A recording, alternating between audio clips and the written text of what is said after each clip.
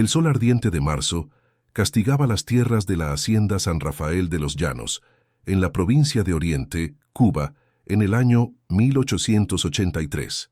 La propiedad se extendía por leguas, con sus plantaciones de café y caña de azúcar que deslumbraban a cualquier visitante. Pero detrás de aquella aparente prosperidad, secretos oscuros se escondían entre los muros de la Casa Grande y las paredes de los barracones.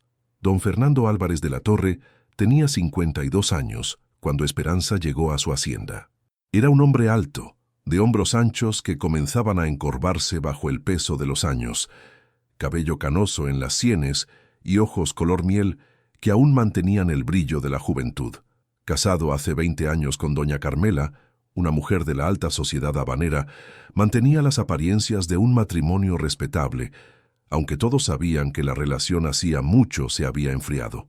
La casa que compartían era grande, pero helada como un mausoleo, llena de muebles finos y silencios pesados.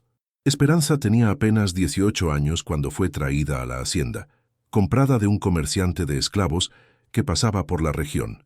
Había sido separada de su madre siendo niña, vendida de hacienda en hacienda, y cargaba en la mirada una tristeza profunda que ninguna sonrisa forzada lograba disfrazar. Su piel era oscura como ébano pulido, los ojos grandes y expresivos guardaban una inteligencia que la vida había intentado apagar sin éxito. Había en ella una dignidad silenciosa que resistía incluso bajo el peso de las cadenas invisibles de la esclavitud. En los primeros meses, Esperanza trabajó en los cafetales bajo el sol abrasador. Se levantaba antes del amanecer, cuando el cielo aún estaba oscuro y frío, y marchaba con las otras esclavas hacia las plantaciones. Las manos rápidamente se le llenaron de callos de recoger los granos rojos. La espalda dolía al final del día de tanto agacharse sobre las plantas. Por la noche, volvía exhausta al barracón, donde dormía en un camastro de madera cubierto con una estera vieja. Pero incluso allí, rodeada de miseria y sufrimiento, mantenía una llama encendida dentro de sí. Susurraba oraciones que había aprendido de su madre, canciones africanas que cruzaron el océano en la memoria de su pueblo. Fue una tarde de junio, cuando las lluvias de invierno comenzaban a castigar la región, que el destino de Esperanza cambió. Una de las esclavas de la Casa Grande enfermó gravemente y la señora Carmela necesitó a alguien para reemplazarla. El capataz eligió a Esperanza, quizás por su apariencia más arreglada que las otras, quizás por simple casualidad. Fue llevada a la Casa Grande, donde le dieron ropas limpias y le explicaron sus nuevas tareas: servir el desayuno, arreglar los cuartos, lavar las ropas finas de la familia, ayudar en la cocina. Era un trabajo menos pesado que el campo, pero exigía una atención constante a los humores de la señora, que era conocida por su crueldad y caprichos. Don Fernando notó a Esperanza el primer día. Ella servía el café con las manos temblando ligeramente, los ojos bajos como mandaba la etiqueta de la esclavitud, pero había algo en ella que lo intrigó, una postura, una forma de moverse, algo indefinible que capturó su atención. Comenzó a observarla discretamente, notando los pequeños detalles. La forma como arreglaba las flores en el jarrón de la sala, eligiendo siempre las más hermosas y colocándolas con un cuidado casi artístico. La melodía que tarareaba bajito mientras trabajaba en la cocina, pensando que nadie la escuchaba. El modo como trataba a los niños esclavos que jugaban en el patio, siempre con paciencia y ternura. Doña Carmela, por su parte, no simpatizó con Esperanza desde el inicio. Tal vez fuera intuición femenina. Tal vez fuera solo su naturaleza amarga buscando nuevos blancos para su crueldad. Encontraba defectos en todo lo que Esperanza hacía. El café estaba frío, las ropas mal planchadas, los cuartos no suficientemente limpios. La castigaba con palabras cortantes, a veces con bofetadas en el rostro, siempre buscando formas de humillarla. Esperanza soportaba todo en silencio, pero sus ojos traicionaban el dolor que sentía. El hacendado comenzó a intervenir, sutilmente al principio. Elogiaba el trabajo de Esperanza frente a su esposa, contradecía las críticas de doña Carmela, encontraba excusas para mantenerla lejos de la ira de la señora. Esto solo empeoró las cosas. Doña Carmela percibió el interés de su marido y su crueldad se intensificó. Cierta noche acusó a Esperanza de haber robado un broche de oro. Era mentira, y todos lo sabían, pero eso no importaba. El castigo sería el látigo, 15 latigazos en el patio, frente a todos los esclavos como ejemplo. Fue entonces que el hacendado hizo algo inédito. Cuando el capataz ya preparaba el látigo y Esperanza era amarrada al poste de castigo, él bajó las escaleras de la casa grande y ordenó que la soltaran. «No habrá castigo», dijo él, su voz firme resonando por el patio silencioso. El broche fue encontrado. Estaba en el cuarto de la señora, caído detrás de la cómoda.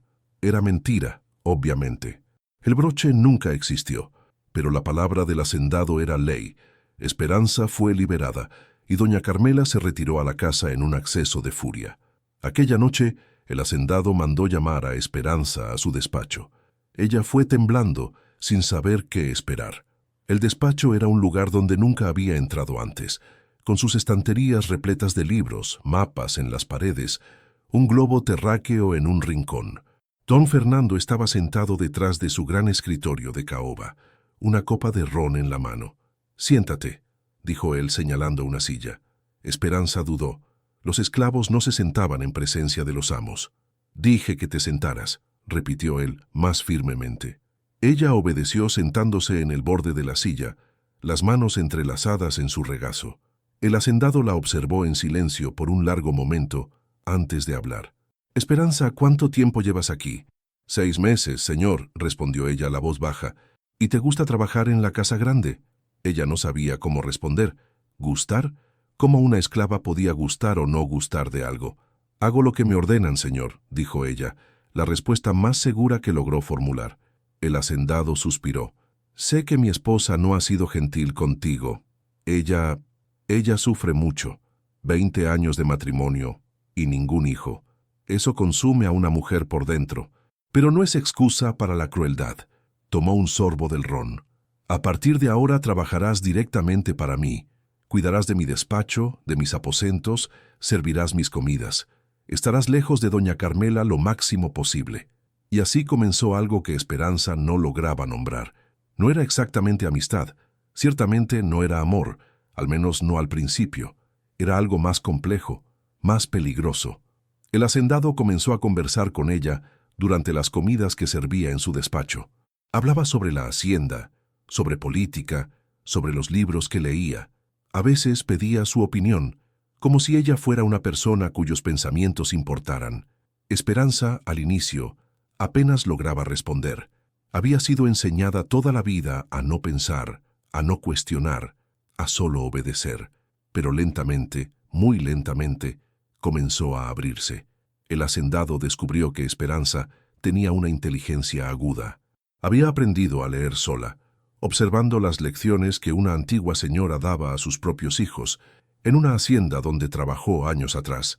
Escondía este conocimiento, sabiendo que los esclavos que sabían leer eran vistos con desconfianza. Pero cuando el hacendado lo descubrió, en vez de castigo, le trajo libros.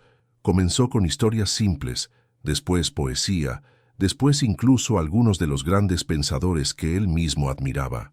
Las visitas al despacho se volvieron diarias, después se prolongaron hasta la noche. El hacendado justificaba diciendo que necesitaba ayuda con la correspondencia, con la organización de los papeles, pero ambos sabían que era mentira. Conversaban por horas, sobre todo y sobre nada. Él le contaba sobre su juventud, sobre el matrimonio arreglado que nunca trajo felicidad, sobre la soledad que sentía incluso rodeado de personas. Ella, por su parte, comenzó a compartir memorias de la madre que perdió, de las canciones que recordaba, de los sueños que tenía antes de que la esclavitud le robara la capacidad de soñar. Fue una noche de octubre, cuando el aire estaba cargado del perfume de las flores del café, que todo cambió. El hacendado, tal vez embriagado por el ron o por la propia soledad, tomó la mano de Esperanza. Ella se congeló, sin saber cómo reaccionar. «Esperanza», susurró él, «eres la única persona en esta casa que me hace sentir vivo». Y entonces la besó. Ella no lo empujó, pero tampoco correspondió. Estaba paralizada, dividida entre el terror de lo que aquello significaba y una confusión de sentimientos que no lograba procesar. Lo que sucedió después fue inevitable, tal vez. El hacendado era un hombre poderoso, acostumbrado a tener lo que quería. Esperanza era una esclava, sin derecho sobre su propio cuerpo. Pero él nunca fue violento con ella, nunca la forzó. Había una extraña ternura en la forma como la trataba, como si estuviera genuinamente convencido de que había consentimiento, de que había algo real entre ellos. Esperanza no sabía qué sentir. Había partes de ella que respondían a su toque, a la atención que él le daba, a la forma como él la hacía sentirse humana por primera vez en años. Pero había también la conciencia constante de que aquello todo estaba mal, construido sobre una base de poder desigual y ausencia de elección real. Los encuentros se volvieron regulares. El hacendado mandaba buscarla por la noche, siempre con algún pretexto. Ella iba porque no podía rehusar, pero también porque una parte de ella comenzó a desear aquellos momentos.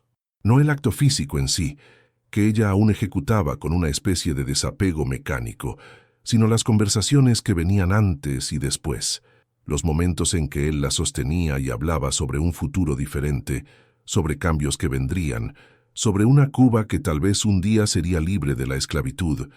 Doña Carmela naturalmente sabía. ¿Cómo no sabría? Veía al marido cada vez más distante, las noches que pasaba encerrado en el despacho, las miradas que lanzaba a la esclava joven. Su amargura se transformó en odio puro. Comenzó a planear formas de deshacerse de Esperanza, de venderla lejos antes de que el escándalo se volviera público. Pero el hacendado, anticipando sus movimientos, convirtió a Esperanza en su esclava personal, registrada en documentos legales como su propiedad exclusiva. Doña Carmela no podía venderla sin su permiso. Pasaron meses así, en una danza peligrosa de secretos y mentiras. Las otras esclavas sabían, por supuesto, todas sabían. Algunas envidiaban a Esperanza por su posición privilegiada, otras sentían lástima, sabiendo que ningún final feliz podría venir de aquella situación. Esperanza se mantenía aislada, sin amigas, sin confidentes, atrapada entre dos mundos sin pertenecer a ninguno. Cuando se dio cuenta de que estaba embarazada, a mediados de febrero, el pánico fue absoluto. Intentó esconderlo, amarrando telas apretadas alrededor de la cintura, vistiendo ropas más anchas, trabajando el doble para que nadie sospechara. Pero era inútil. Las náuseas matinales no podían esconderse. El vientre comenzó a crecer a pesar de todos los esfuerzos. Y peor aún, doña Carmela lo notó. La explosión vino una tarde caliente de abril. Doña Carmela convocó a Esperanza a la sala principal de la casa grande, donde estaba reunida con algunas amigas para el té. «Date la vuelta», ordenó ella, su voz helada. Esperanza obedeció temblando. «Quítate esa ropa». «Señora, por favor». Esperanza comenzó a suplicar, pero fue interrumpida por una bofetada violenta en el rostro. «Dije que te quitaras la ropa». Humillada frente a las otras señoras que asistían a la escena, con miradas de curiosidad mórbida, Esperanza se quitó la camisa. El vientre pequeño pero inequívoco estaba allí, expuesto para que todos lo vieran. Las mujeres suspiraron y murmuraron entre sí. «¿De quién es esta criatura?», preguntó doña Carmela, aunque ya sabía la respuesta. Esperanza permaneció en silencio. «Te pregunté de quién es». La segunda bofetada fue más fuerte, abriendo el labio de Esperanza. Fue entonces que el hacendado entró en la sala. Había escuchado los gritos desde su despacho y vino a investigar. La escena que encontró lo dejó pálido de rabia. «¿Qué está pasando aquí?». Doña Carmela se volvió hacia él, los ojos brillando con lágrimas de humillación y furia. «Tu puta está embarazada, y todos sabemos de quién es esa criatura». El silencio que siguió fue ensordecedor. Las amigas de doña Carmela se retiraron, murmurando disculpas y saliendo rápidamente de la sala. Esperanza, aún semidesnuda, se cubrió como pudo y esperó el castigo que ciertamente vendría. El hacendado la miró, después a su esposa, y entonces dijo algo que dejó a ambas en shock. «Sí, la criatura es mía, y será criada como tal». Doña Carmela tambaleó como si hubiera recibido un golpe. «Toás, no puedes estar hablando en serio. No puedes reconocer al hijo de una esclava». «Puedo y lo haré», respondió él, su voz firme. «Carmela, pasamos 20 años rogando por un hijo. Tú y yo sabemos que esa bendición nunca vendrá de nuestro matrimonio, pero ahora Dios me ha regalado un heredero. Rehusarlo sería rehusar la voluntad divina». Lo que siguió fueron días de discusiones violentas. Doña Carmela amenazó con dejarlo, amenazó con causar escándalo, amenazó con envenenar a Esperanza. El hacendado, por primera vez en 20 años de matrimonio, se mantuvo firme. Consultó abogados en secreto, preparó documentos, hizo provisiones legales. Esperanza, mientras tanto, fue mantenida encerrada en un cuarto de la casa grande, alimentada y vigilada, pero esencialmente prisionera. No sabía qué pasaría con ella o con el bebé, y el miedo era una presencia constante. Fueron 3 semanas de incertidumbre. 3 semanas durante las cuales Esperanza escuchaba voces alteradas viniendo del piso inferior, puertas que se cerraban violentamente, el sonido de objetos siendo rotos. Rezaba sin parar, no por sí misma, sino por el hijo que llevaba. ¿Qué culpa tenía aquella criatura inocente de los pecados de sus padres? La decisión del hacendado, cuando finalmente llegó, fue tan chocante como inesperada. Una mañana de mayo, convocó a todos los esclavos de la hacienda al patio. Era algo inusual, que solo pasaba cuando había anuncios importantes o castigos ejemplares. El aire estaba cargado de tensión. Doña Carmela permaneció dentro de casa, rehusándose a participar de lo que sea que su marido planeara. El hacendado subió a la galería, vestido con su mejor traje negro, la postura erguida y la mirada determinada. A su lado, Esperanza fue posicionada, vestida con un vestido simple pero limpio, las manos protegiendo instintivamente el vientre ya visible. Los murmullos corrieron por la multitud de esclavos. El capataz y los mayorales intercambiaron miradas confusas. Nadie entendía qué estaba pasando. «Todos aquí saben que mi esposa y yo no fuimos bendecidos con hijos», comenzó el hacendado, su voz firme resonando por el patio. «Durante 20 años de matrimonio rezamos, hicimos promesas, consultamos a los mejores médicos de La Habana y de España, pero el Señor, en su infinita sabiduría, decidió que nuestra casa permanecería sin herederos. O así lo pensábamos». Hizo una pausa y todos contuvieron la respiración. Dentro de la casa se escuchó un gemido ahogado.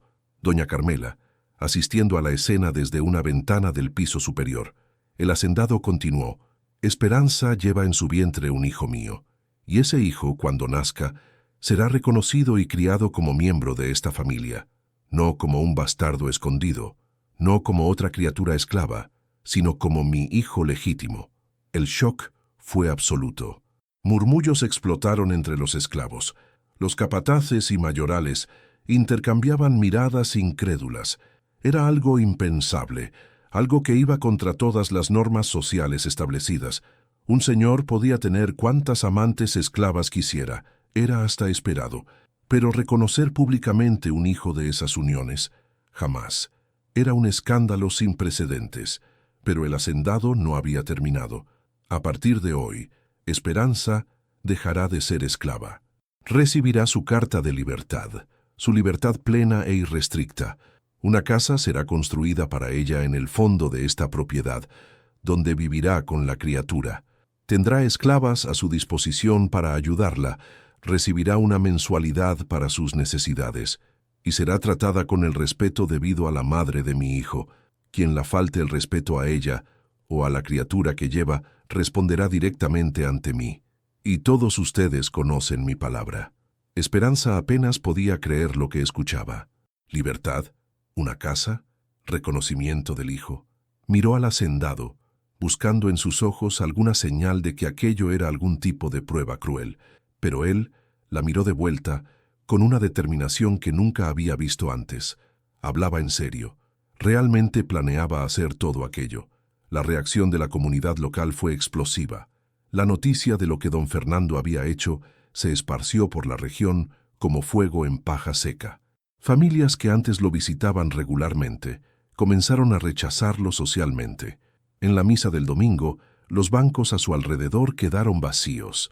Las señoras de la sociedad cuchicheaban cuando él pasaba. El propio párroco, durante el sermón, hizo referencias veladas a los pecados de la carne y a las consecuencias de desafiar las leyes de Dios y de los hombres. Pero el hacendado se mantuvo firme. Contrató carpinteros y construyó una casa en el fondo de la propiedad. No un barracón, no una choza, sino una casa de verdad, con 3 habitaciones, ventanas de vidrio y un pequeño jardín al frente. La amuebló con piezas que encargó de la ciudad, cama con colchón de plumas, armarios, una mesa para las comidas. Esperanza asistió a todo en un estado de shock permanente, sin lograr creer completamente que aquello estaba sucediendo. Doña Carmela intentó una última vez impedir lo que veía como la destrucción completa de su honor.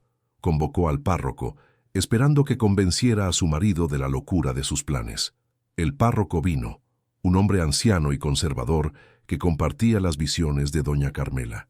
Pasó una tarde entera en el despacho del hacendado, argumentando sobre moral, pecado y las consecuencias para el alma inmortal de él. El hacendado escuchó todo en silencio, y cuando el párroco terminó, respondió con una pregunta simple. «Padre, ¿el Señor no dice que todas las almas son iguales a los ojos de Dios? ¿Que no hay judío ni griego, esclavo ni libre?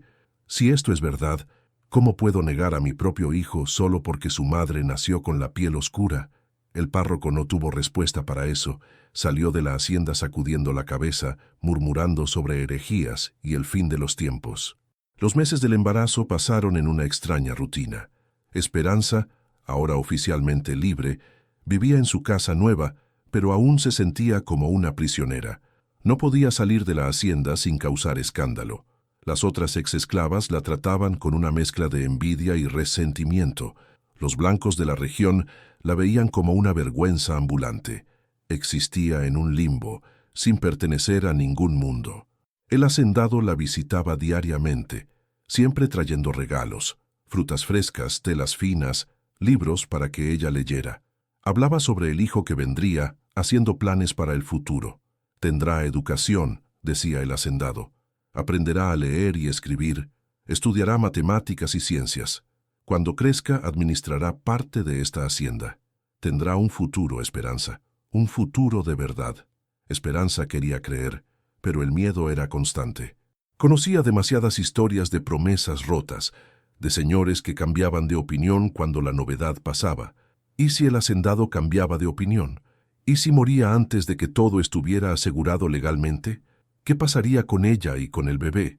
Estos pensamientos la atormentaban en las noches solitarias, mientras yacía sola en la cama confortable, que aún parecía demasiado extraña para ser real. Cuando el trabajo de parto comenzó, una noche de abril, el hacendado fue inmediatamente avisado. Convocó a la mejor partera de la región, una mujer blanca y experimentada que normalmente atendía solo a las familias de la élite. La partera llegó con cara de pocos amigos, dejando claro su desaprobación por ser llamada para atender a una exesclava. Pero cuando vio la determinación del hacendado, y principalmente la bolsa de oro que él ofreció, sus escrúpulos morales rápidamente se disolvieron. El parto fue largo y difícil. Esperanza luchó por casi 16 horas, sudando y gritando de dolor mientras el bebé luchaba por venir al mundo. El hacendado quedó fuera del cuarto durante todo el tiempo, caminando nerviosamente de un lado a otro, rezando en voz baja, rehusándose a comer o descansar. Cuando el primer llanto finalmente resonó por la casa, entró inmediatamente, sin ni siquiera pedir permiso. Era un niño, sano y fuerte, con la piel un tono más claro que la de Esperanza, pero inequívocamente marcado por su herencia mestiza. Tenía los ojos del padre, color miel y brillantes, y los labios gruesos de la madre. El hacendado lo tomó en sus brazos con manos temblorosas, lágrimas corriendo libremente por su rostro envejecido. «Diego», susurró, «tu nombre será Diego Álvarez de la Torre, mi hijo, mi heredero». Esperanza, exhausta pero aliviada, observaba la escena con sentimientos contradictorios. Había alegría, sí, por tener a su hijo vivo y sano, pero había también miedo por el futuro, incertidumbre sobre lo que vendría, y había una extraña tristeza al ver al hacendado sosteniendo al bebé, sabiendo que aquel hombre tenía poder absoluto sobre el destino de su criatura, más poder del que ella, la madre, jamás tendría. Lo que realmente dejó a todos en shock, sin embargo, fue lo que sucedió 2 semanas después del nacimiento de Diego. El hacendado convocó al notario de la ciudad, un hombre conservador que ya conocía desde hacía décadas. En presencia de testigos cuidadosamente seleccionados, su abogado, el médico de la hacienda, y 2 vecinos que aún mantenían relaciones con él, el hacendado registró oficialmente al niño como su hijo legítimo. El documento fue firmado, sellado y registrado en los libros oficiales. Diego Álvarez de la Torre existía ahora, no como hijo de esclava, sino como hijo reconocido de uno de los hombres más ricos de la región. Pero el hacendado no se detuvo ahí. Convocó nuevamente a su abogado y en un documento aún más chocante, alteró completamente su testamento.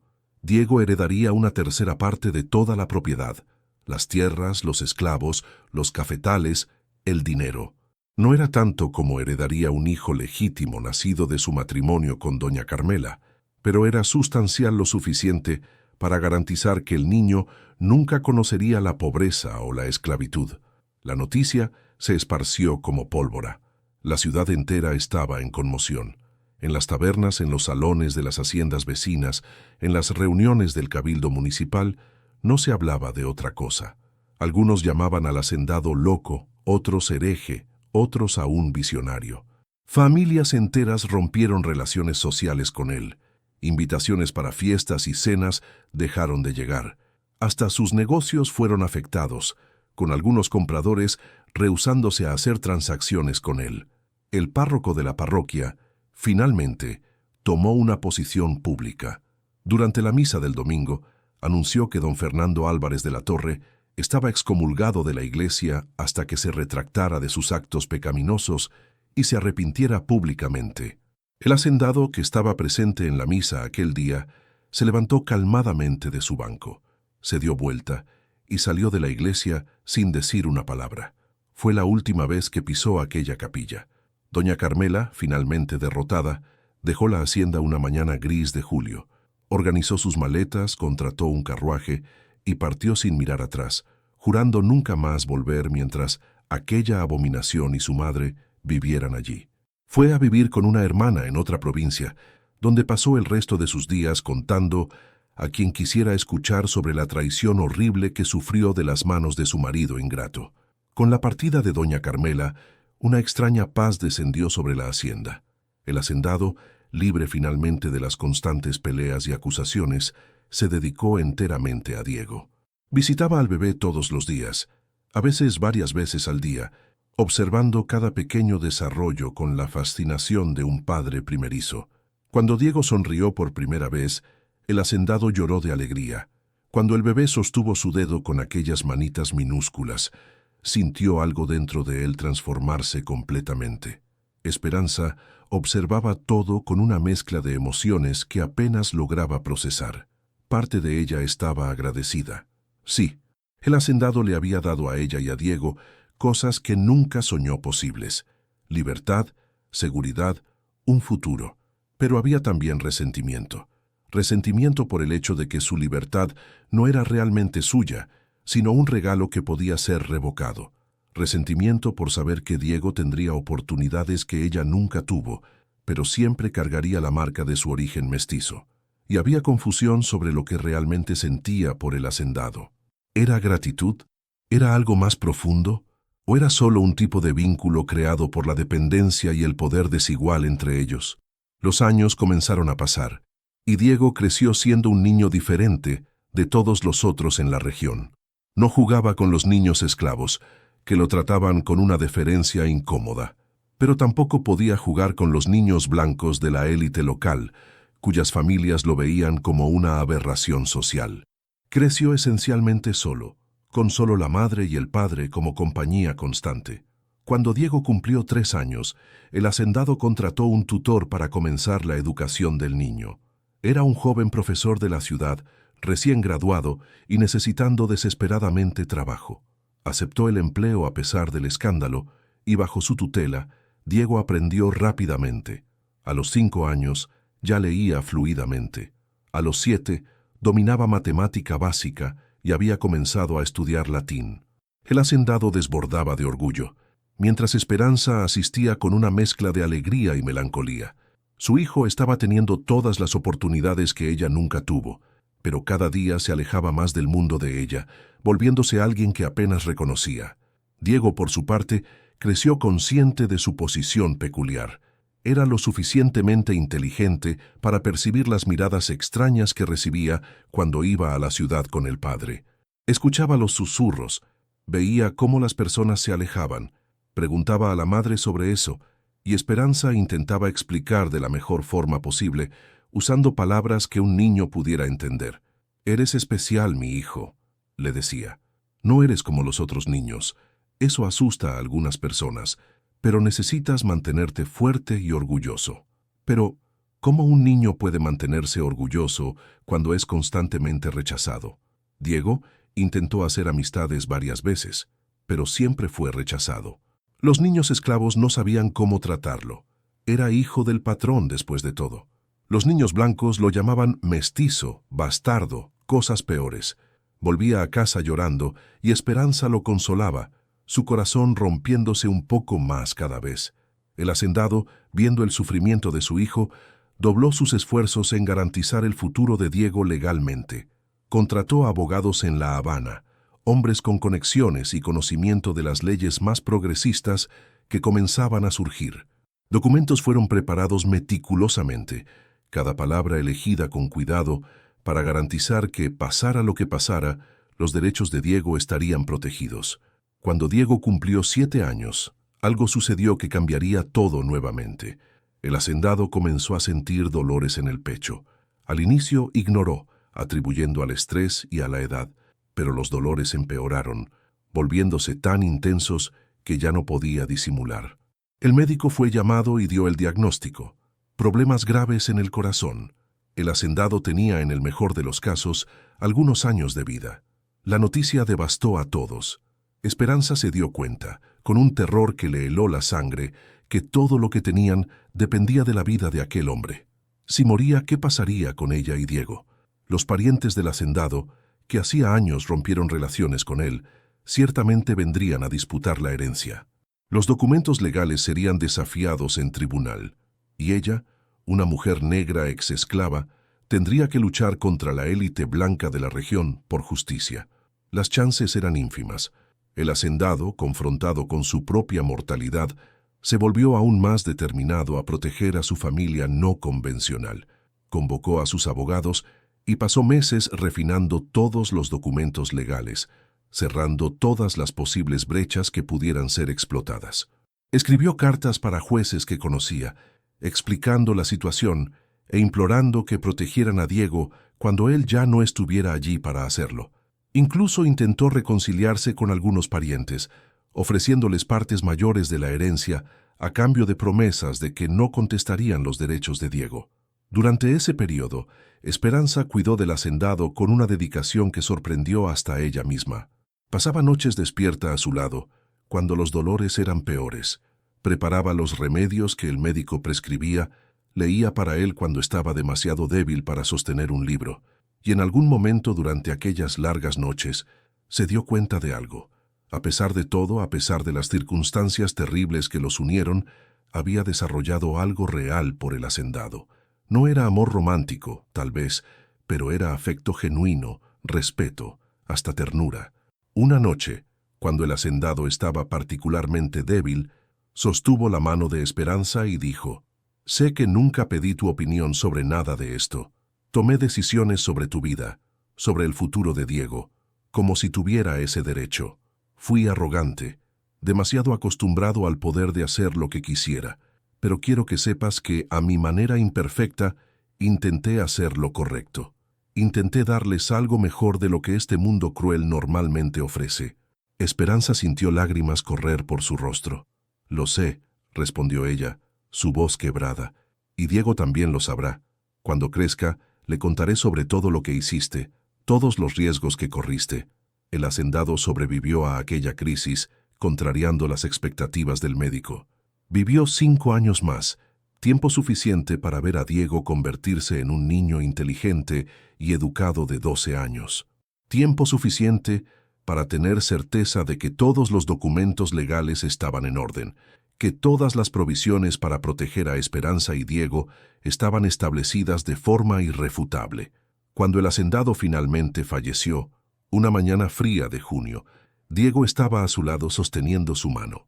Esperanza estaba del otro lado de la cama, cantando bajito una de las canciones que recordaba de su madre, aquellas melodías africanas que sobrevivieron a la travesía del océano y a los horrores de la esclavitud. El hacendado sonrió una última vez, apretó las manos de ambos y entonces cerró los ojos por última vez. El funeral fue una revelación. Parientes que no veían al hacendado hacía años aparecieron, no para llorar, sino para evaluar lo que podrían ganar. Miraban a Diego con desprecio mal disimulado y a Esperanza como si fuera invisible. Pero cuando el testamento fue leído, en presencia de abogados y del juez local, no había nada que pudieran hacer. Todo estaba legal, documentado, irrefutable. Diego recibiría su parte de la herencia. La casa de Esperanza era propiedad de ella. Había incluso una provisión de una renta mensual para garantizar que nunca pasaran necesidad. Los parientes contestaron, naturalmente. Procesos fueron movidos, argumentos elaborados sobre la ilegitimidad de Diego, sobre cómo un niño mestizo no podía heredar de un hombre blanco de la élite, pero los abogados del hacendado habían hecho su trabajo bien.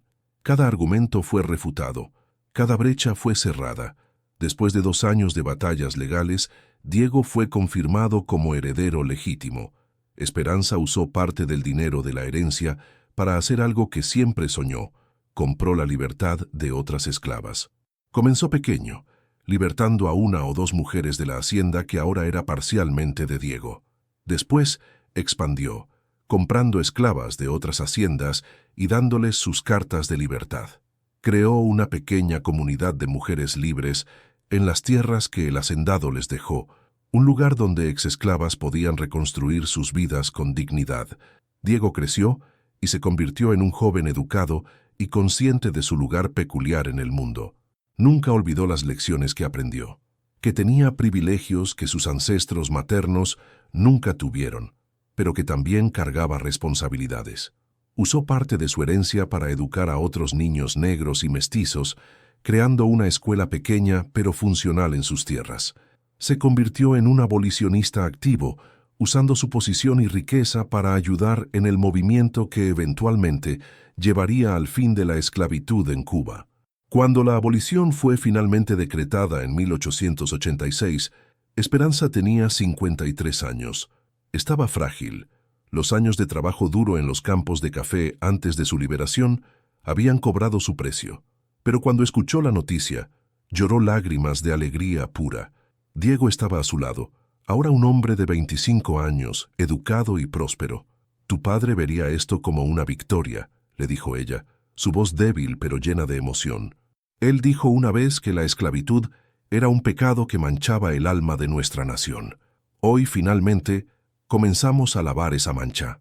Esperanza vivió aún 2 años después de la abolición, tiempo suficiente para ver los frutos de todo lo que ella y el hacendado plantaron. La comunidad de mujeres libres prosperó, la escuela de Diego creció, educando a decenas de niños. Y Diego, cargando el nombre de su padre con orgullo, se convirtió en conocido en la región no como el hijo bastardo de un hacendado, sino como un hombre de principios, educación y compasión. Cuando Esperanza estaba en su lecho de muerte, rodeada no solo por Diego, sino también por nietos que nacieron libres en una Cuba libre de la esclavitud, pensó en todo lo que pasó: el dolor, la humillación, el miedo, pero también el coraje sorprendente de un hombre que desafió todas las convenciones de su época. Y se dio cuenta de que, a pesar de todo, a pesar de las contradicciones y la complejidad, aquella decisión chocante del hacendado cambió no solo el destino de ella y de Diego, sino que plantó una semilla de cambio. «Madre», susurró Diego sosteniendo su mano, «tú me diste la vida y padre me dio un futuro. Honraré ambos regalos. Y contaré esta historia a mis hijos, y ellos a los suyos, para que nunca olvidemos de dónde vinimos y cuánto costó llegar aquí». Esperanza sonrió una última vez. Miró el rostro de su hijo, vio en él rasgos de ella y del hacendado mezclados, y entendió que aquello era su legado, no solo Diego, sino todo lo que él representaba, un puente entre 2 mundos, un testimonio de que el cambio era posible, incluso en los tiempos más oscuros. Y entonces cerró los ojos, finalmente en paz, sabiendo que su historia, por más dolorosa que hubiera sido, significó algo.